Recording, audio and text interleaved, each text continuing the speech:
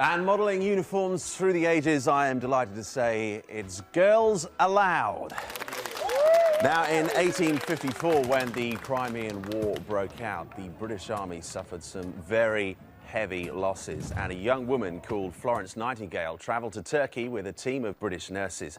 She became famous as the Lady with the Lamp, and her strict regime of cleanliness and discipline saved the lives of hundreds of soldiers. When Florence returned home, she established the first ever training school for nurses at St Thomas's Hospital in London. Today, which is the 12th of May, is the 183rd anniversary of Florence Nightingale's birth, a fitting date to celebrate International Nurses' Day.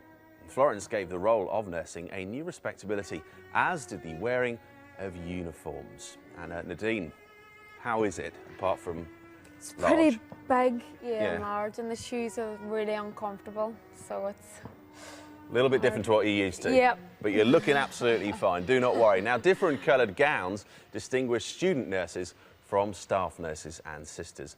100 years ago, this is what a nursing sister from the Royal London Hospital wore. An ankle-length skirt and apron, a closely fitted front bodice and long, tight-fitting sleeves. Kimberly, lovely walk down the middle, how is it?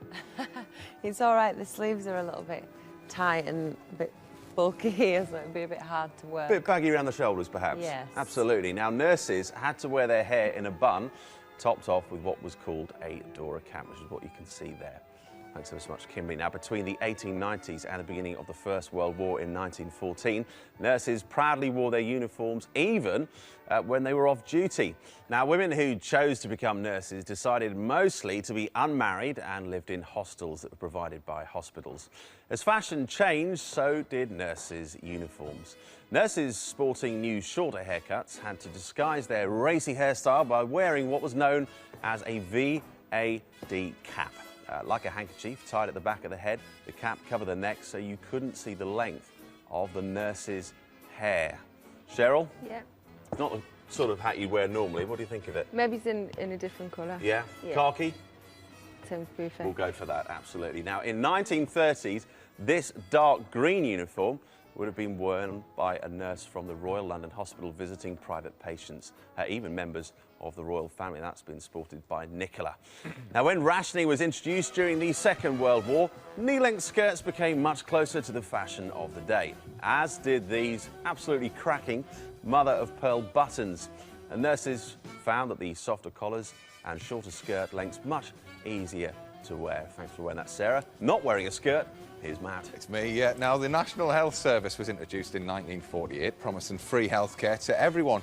Male nurses began working in general hospitals from the 1950s, and their uniform consisted of a white tunic, like this, and a nice pair of black trousers. Hasn't changed at all. Any aches or pains? Is everybody all right? Just your temperature to get then, I'm on Simon. a spot of athlete's foot. Yeah. Now, with the NHS came calls for a national nurses' uniform, and here's the lovely Liz. Yep. I'm wearing a uniform from the 1970s, which was worn by nurses in varying colours all around the UK. Feeling fine? Feeling good. Now, nurses' uniforms, as you can see, have come a long way from the ankle wool dresses and starched collars and caps of 100 years ago. Yes, today's nurses are most likely to be seen in short-sleeve tops and trousers, and next Monday you can see me in action on a hospital ward when I spent the day as a nurse. Looking forward to that. A big thanks to Girls Aloud. You can see them in slightly more up-to-date outfits a little bit later when they perform their brand new single.